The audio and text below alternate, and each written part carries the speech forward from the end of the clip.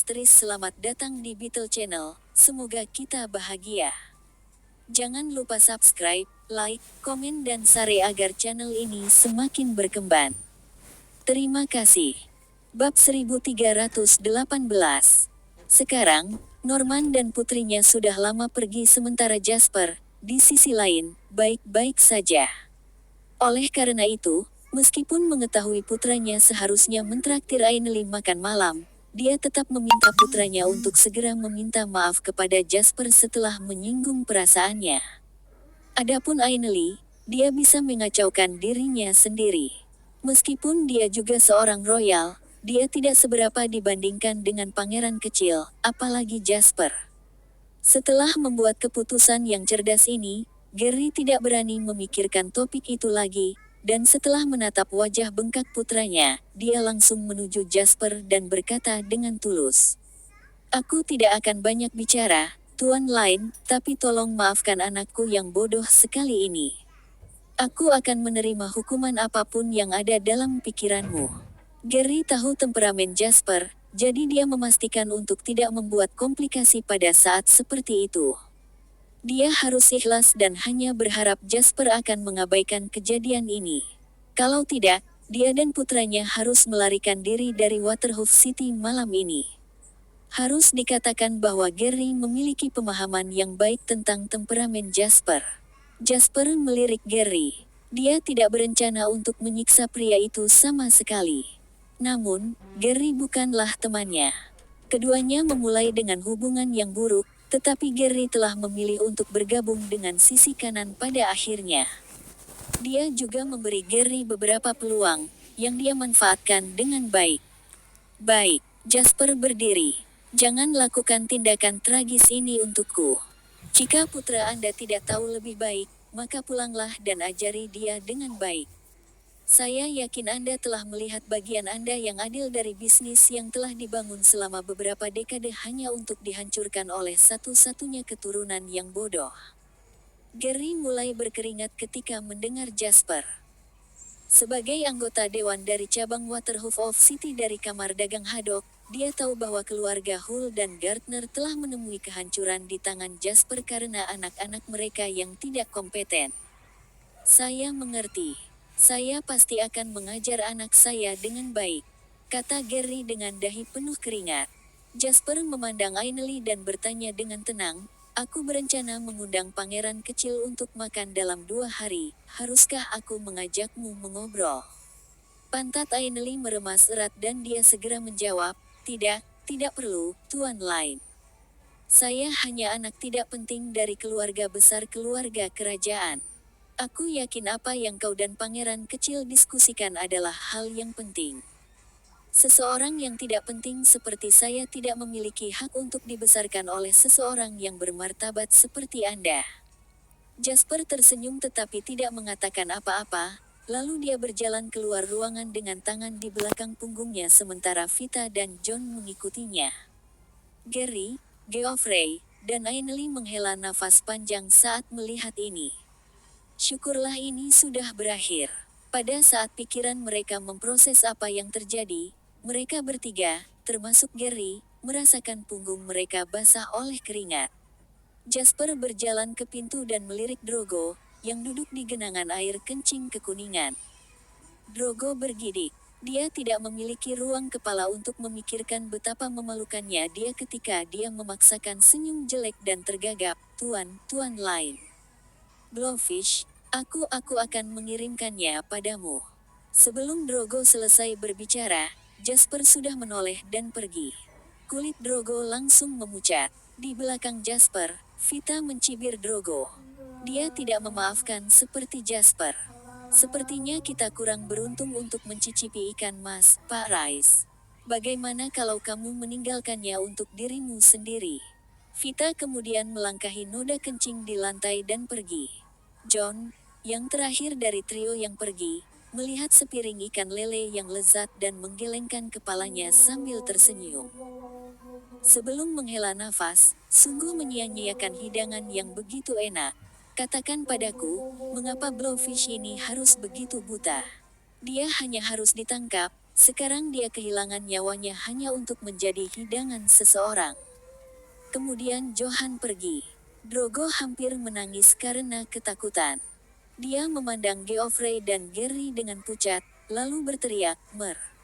Bangau, tolong, bantu saya mengucapkan sepatah kata. Aku hanya menyinggung tuan lain karena kalian berdua." Gary memelototi Drogo dengan sinis dan berkata dengan senyum sedih, "Jangan khawatir, tuan lain terlalu penting untuk membuang waktu karena perhitungan dengan sampah sepertimu." Gary kemudian melanjutkan sebelum Drogo bisa santai, "Tapi semua ini tidak akan terjadi jika bukan karena bajingan bodoh sepertimu. Aku akan menghancurkan restoranmu malam ini." Drogo merasa tubuhnya lemas. Dia ingin menangis tapi tidak ada air mata yang keluar. Dia ingin menyanjung Geoffrey, tetapi tidak terpikir olehnya bahwa Jasper adalah orang yang benar-benar berkuasa di ruangan itu. Dia tidak punya pilihan lain selain menerima nasibnya sekarang. Setelah berjalan keluar dari restoran, Jasper mengucapkan selamat tinggal pada Vita dan John. "Yah, karena kita tidak bisa makan ikan teri hari ini, sepertinya kamu harus pergi dan mencari sesuatu yang lain untuk dimakan, Vita," canda Jasper. Vita tersenyum masam dan berkata dengan nada sedikit malu, "Makan malam itu seharusnya menjadi sesuatu yang luar biasa. Siapa yang mengira bahwa kejadian ini akan menghancurkan suasana hati semua orang?" "Apa maksudmu menghancurkan?" Jasper melirik John dan berkata sambil tersenyum, "Aku sedang dalam suasana hati yang baik malam ini." "Bukan begitu, John." John memahami niat Jasper dan secara internal berseru pada dirinya sendiri betapa halus dan licinnya Jasper itu. Dia memberitahu Vita, "Tidak apa-apa, Vita." Bab 1319. Jangan khawatir tentang sesuatu yang begitu tidak penting. Kita semua adalah teman di sini, jadi jangan memikirkan apa yang sudah terjadi. Vita mengangguk, merasa tidak terlalu berkonflik saat dia menjawab, "Kamu benar. Aku akan berhutang makanan ini pada kalian, dan mengundangmu keluar lagi ketika aku menemukan sesuatu yang enak nanti. Sebaiknya kau memberitahuku sebelumnya. Saya akan makan lebih sedikit untuk sarapan sehingga saya bisa makan lebih banyak dari dompet Anda," kata Jasper. Ketiganya bertukar pandang sebelum tertawa terbahak-bahak. Jasper awalnya berencana untuk berbicara dengan keduanya sedikit lebih lama sebelum teleponnya tiba-tiba berdering. Melihat bahwa itu adalah telepon dari Jake, Jasper tahu bahwa yang lain tidak akan menghubunginya larut malam kecuali ada sesuatu yang penting. "Baik. Saya masih memiliki beberapa hal yang harus dilakukan, jadi mari kita bicara lebih banyak di masa depan," kata Jasper sambil membuka pintu mobil. Baik John maupun Vita tidak memintanya untuk tinggal. Keduanya masing-masing berjanji untuk bertemu lagi sebelum mereka menyaksikan Bentley Jasper pergi. Mendesah. "Saya ingat pertama kali saya melihatnya ketika dia ingin membeli sebidang tanah di Waterhoof City. Dia hanya seorang pengusaha yang sedikit kaya saat itu. Tapi dia mencapai ketinggian yang lebih tinggi dan lebih tinggi sekarang." Vita meratap. Apa yang dia lihat dan dengar hari ini benar-benar mengejutkannya. Itu juga membuatnya mengerti bahwa level Jasper telah lama melampaui imajinasinya. Menepuk bahu Vita dengan tangannya yang besar, John berkata, "Jangan terlalu dipikirkan. Jasper memiliki sifat langka seseorang yang mengingat akarnya. Sekarang aku memikirkannya dengan cermat, tidak termasuk saat-saat singkat ketika kami membantunya di awal. Dia telah membantu kami sepanjang waktu setelah itu, kan? Dari presiden bank biasa dari cabang negara Iman, saya telah menjadi wakil presiden cabang Bank Pertanian Provinsi Tenggara. Prestasi Anda bahkan lebih baik. Dari manajer kantor biasa hingga orang kedua di cabang Waterhoof City. Meskipun kami dipromosikan berkat pencapaian dan kemampuan bisnis kami, ada juga banyak orang yang lebih berpengalaman, dari keluarga yang lebih baik dan lebih mampu dari kami. Namun, dari mereka semua, kamilah yang dipromosikan. Semua karena para petinggi menghargai hubungan kami dengan Jasper. Selain itu, Jasper selalu membantu kami dalam hal bisnis bank. Dia adalah teman yang layak untuk dibuat, dan kita seharusnya tidak merasa tidak nyaman dengan kesenjangan besar di antara kita. Jika dia tidak keberatan, lalu siapa kita untuk peduli? Vita mengangguk mengerti dan setuju, kau benar.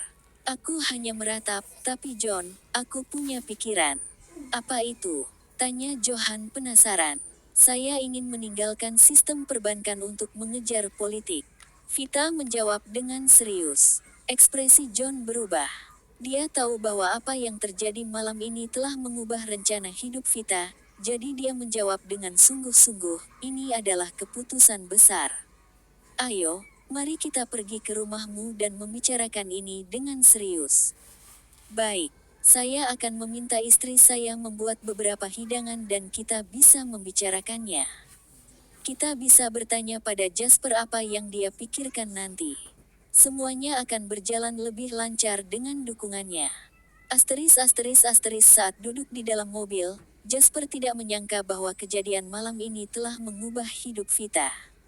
Lagi pula, pria itu sedang sibuk menelepon Jake. Bapak, lain, dari bagaimana situasi saat ini, aku bisa memastikan bahwa ada seseorang, atau sekelompok orang, yang memperhatikan pergerakan kita. Mereka juga menargetkan kami, menyebabkan kami kehilangan banyak uang. Menurut prediksi awal kami, pesanan kami saat ini mungkin bertentangan dengan tren pasar, tetapi kami tidak boleh kehilangan lebih dari 160 juta. Tapi sampai saat ini, kita sudah kehilangan 220 juta. Ketika kami meningkatkan jumlah investasi kami, kerugian kami juga hanya akan terus bertambah karena mereka secara aktif menargetkan kami. Menurut orang-orang keuangan kami mungkin kehilangan tambahan 400 juta setelah kami sepenuhnya membuka semua posisi, dengan total kerugian 1,04 miliar. Apakah itu berarti penampilan lawan ini akan membuat kerugian kita meningkat 70%? Jasper bertanya dengan tenang. Anggaran asli memperkirakan kerugian 600 hingga 700 juta pada saat insiden itu terjadi. Ini adalah jumlah yang Jasper dan Jake hitung bersama. Namun, 600 juta itu tiba-tiba menjadi 1 miliar. Kerugian 400 juta tambahan ini bukan jumlah yang kecil dibandingkan dengan 600 juta yang asli. Ya, jawab Jake dengan jelas. Setelah sedikit ragu, Jasper menurunkan kaca jendela sehingga angin sedingin es bisa menerbangkan aroma alkohol di sekitar Jasper dan sedikit menjernihkan pikirannya. Dari uraian Anda sebelumnya, Anda tidak tahu apakah ini satu orang atau sekelompok orang yang menargetkan kami, apalagi siapa entitas ini, kan? Jake merasa sedikit malu ketika mendengar pertanyaan Jasper. Maafkan saya, Tuan Lain. Lawannya sangat licik dan mereka hanya menargetkan kita. Mereka bersembunyi di dalam pasar dan kami masih dalam proses menghilangkan tersangka sekarang. Yang bisa saya katakan adalah bahwa lawan sudah siap, dan kami tidak cukup mampu. Karena mereka sengaja menargetkan kita, maka mereka pasti sudah siap. Tidak ada gunanya bersikap kalkulatif atas ketidakmampuan Anda sekarang juga. Ikuti rencana awal. Kerugian 400 juta tidak seberapa dibandingkan dengan keuntungan yang akan kita hasilkan di masa depan, tetapi Anda harus mencari tahu siapa kelompok orang ini sesegera mungkin. Jika tidak, mereka mungkin akan membuat kita sedikit kesulitan selama mil terakhir dari rencana kita. Jake segera menjadi tegas dan menjawab, ya, Tuan Lain. Aku akan melakukan yang terbaik. Pergilah, kalau begitu. Hubungi saya lagi jika ada berita lagi. Ekspresi Jasper serius ketika dia mengakhiri panggilan. Meskipun dia sepertinya tidak punya banyak pilihan, menggunakan pembukaan ini untuk melibatkan Lord Alvarado adalah keputusan yang tepat. Situasinya tidak terlihat bagus sekarang, dan seseorang sudah mulai mengincarnya. Namun, Jasper memikirkan tentang insiden yang menghancurkan bumi yang akan terjadi dan dia mengerti bahwa kelompok orang ini pasti akan memperhatikannya selama kekacauan. Sementara Jasper yakin akan kemenangannya,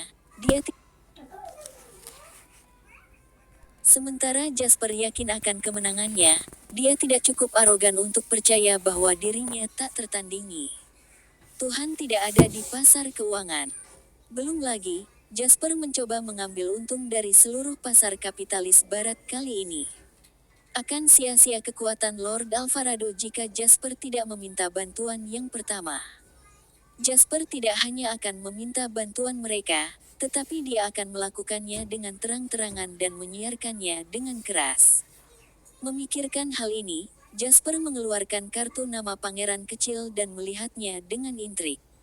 Dia telah meminta bantuan satu Lord Alvarado, dan dia akan meminta bantuan pangeran kecil lainnya. Mungkin makan malam dengan pangeran kecil yang dia bawa dengan santainya akan menjadi kenyataan. Rumah klub Thomson Waterhouse City. Thomson Clubhouse adalah satu-satunya clubhouse kelas atas di Waterhouse City dengan arena bowling, lapangan golf, dan tempat menunggang kuda. Itu bukan tempat yang bisa dikunjungi orang biasa. Disinilah Jasper dan pangeran kecil setuju untuk bertemu. Di tempat menunggang kuda, pangeran kecil terlihat berbaring di kursi malas. Mengenakan perlengkapan berkendara profesional, pria tampan dan kasual itu memancarkan aura bermartabat. Tidak terlalu jauh ada beberapa anggota sopan yang akan melirik dari waktu ke waktu. Sementara masing-masing dari mereka memandang pria dengan keinginan, tidak ada dari mereka yang berani berjalan dan menyapa pangeran kecil. Bab 1320. Dengan demikian, jari-jari selebar beberapa ratus meter terbentuk di sekitar pangeran kecil, dengan seluruh area menjadi ruang hampa di mana tidak ada yang berani masuk. Jasper berbaring di kursi malas di samping pangeran kecil dengan santai, tidak menyadari tatapan penasaran Coffey di samping pangeran kecil. Saya sangat sibuk, pangeran kecil menjawab dengan malas tanpa menoleh. Jasper berkata sambil tersenyum, aku tidak bisa mengatakan kamu terlihat sibuk dengan betapa malasnya kamu berbaring di sini, pangeran kecil. Menjadi malas juga merupakan bisnis yang serius. Pangeran kecil terkekeh dan menatap Jasper, setidaknya bagiku, ini adalah urusan yang sangat serius dan penting. Saya biasanya tidak suka diinterupsi ketika saya sedang melakukan sesuatu yang serius dan penting. Jasper menjawab, percayalah padaku. Saya yakin alasan saya di sini hari ini akan membuat Anda meluangkan waktu untuk bertemu dengan saya. Pangeran kecil menguap dengan malas tetapi tidak melanjutkan topik Jasper. Dia bahkan tidak bertanya kepada Jasper mengapa dia mengklaim hal seperti itu, tetapi malah berkata, seseorang juga berbaring di sini seperti yang kamu lakukan setengah tahun yang lalu. Orang itu. Pangeran kecil mengangkat tangannya dan menyentuh dagunya sebelum dia tiba-tiba mendengus. Aku tidak tahu apakah dia menjadi bodoh karena semua badai pasir yang dia alami di barat laut yang besar atau yang lainnya, tetapi dia berkata dia ingin menantangku dalam menunggang kuda. Apakah Anda tahu apa yang terjadi setelahnya? Aku yakin kau mengalahkannya sejauh 1 mil pedesaan, pangeran kecil, jawab Jasper dengan tenang. Aku kalah. Pangeran cilik terdengar sedikit kesal.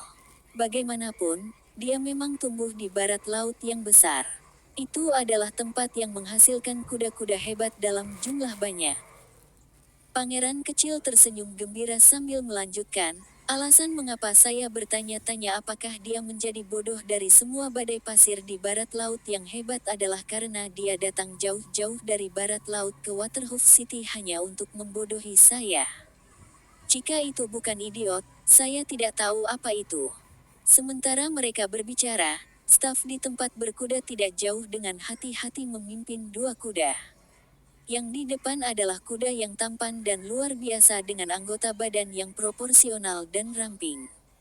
Itu berlari ketika otot-ototnya yang kuat bergerak di bawah rambut hitamnya yang berkilau. Meskipun hanya seekor kuda, itu terasa sangat megah. Jasper tidak tahu banyak tentang kuda, tetapi dia tahu bahwa kuda ini istimewa. Di sana, lihat kuda itu, yang ditinggalkan si idiot itu untukku setelah dia menang. Tidak ada sertifikat silsilah yang mewah, tapi itu benar-benar ras murni. Pangeran kecil menjadi bersemangat dan berdiri untuk mengambil alih kendali. Dia menepuk leher kuda dan membual kepada Jasper sambil tersenyum. Kuda ini makan makanan sehari-hari senilai lebih dari $1.000, dan dia perlu dirawat secara profesional setiap minggu. Setiap sesi perawatan membutuhkan 4 orang dan berlangsung selama 3 jam. Tidak hanya itu, kuda ini juga perlu mendengarkan. Pangeran cilik melemparkan kendali Jasper si kuda putih dengan tidak peduli dan jijik. Ini masih perjalananku setengah tahun yang lalu. Kita akan bicara di atas kuda. Pangeran kecil naik ke atas kuda dengan profesional dan tampan, lalu memberitahu Jasper sambil menarik kendali dengan mudah.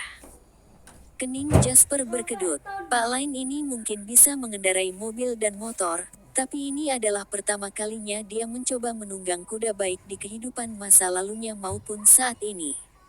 Namun, Jasper bukan lagi orang yang merepotkan. Dia mungkin tidak tahu cara mengendarainya, tetapi dia masih dengan terbuka dan rendah hati bertanya kepada staf apa yang harus dia lakukan dan apa instruksinya sebelum dia naik ke kuda dengan bantuan mereka. Sementara posturnya kaku dan tindakannya canggung dan tidak seperti yang dilakukan pangeran kecil, kuda putih itu patuh dan hormat karena tidak membuat Jasper menjadi bodoh. Pangeran kecil tertawa terbahak-bahak ketika melihat betapa berhati-hatinya Jasper saat menunggang kuda dan berkata, "Serius, kamu sudah menjadi orang yang agak kuat. Ada baiknya Anda mempelajari hal-hal seperti ini." Pemilik usaha kecil akan pergi ke bar dan klub hiburan sementara pemilik perusahaan besar mungkin memiliki kapal pesiar, mobil mewah, dan villa. Namun, pebisnis sejati menunggang kuda. Jasper tidak menjawab pangeran kecil, malah fokus menyeimbangkan dirinya di atas kuda. Setelah memastikan bahwa kuda putih tidak akan tiba-tiba mengamuk dan mengusirnya, Jasper bertanya kepada pangeran kecil, "Mengapa Lord Alvarado setuju untuk meninggalkan kudanya di sini setelah mengalahkanmu?" Tidak terkejut dengan fakta bahwa Jasper tahu bahwa Lord Alvarado yang datang setengah tahun yang lalu dari barat laut yang besar, pangeran kecil mengangkat bahu dan menjawab, "Ini adalah kota Waterhoof. Apa yang saya katakan pergi." Jasper mengerti.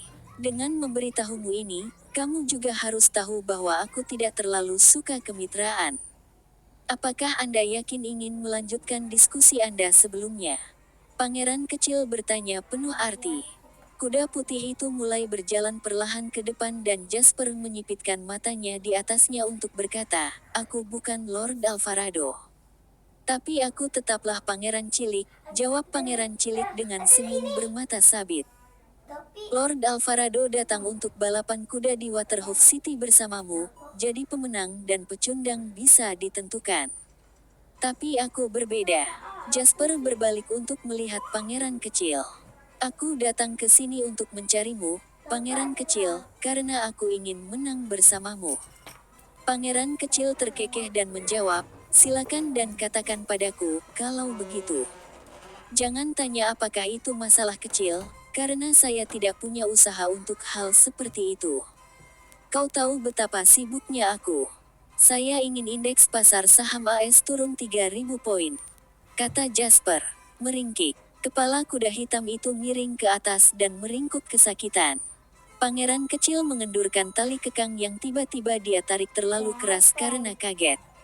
Kemudian, dia berbalik untuk melihat Jasper dan berkata dengan tidak dingin atau hangat, "Bukan kebiasaan yang baik untuk selalu menjadi sensasional seperti itu." Bahkan seseorang yang bermartabat seperti pangeran kecil merasa hatinya bergetar ketika dia mendengar Jasper. Bukan karena pangeran kecil tidak cukup terdidik atau lemah dalam menutupi emosinya, tetapi karena kata-kata Jasper terlalu ekstrim. Jika Jasper bukan pria yang tangguh, maka pangeran kecil pasti akan meminta Coffey untuk mengusir orang gila ini dari halaman klub.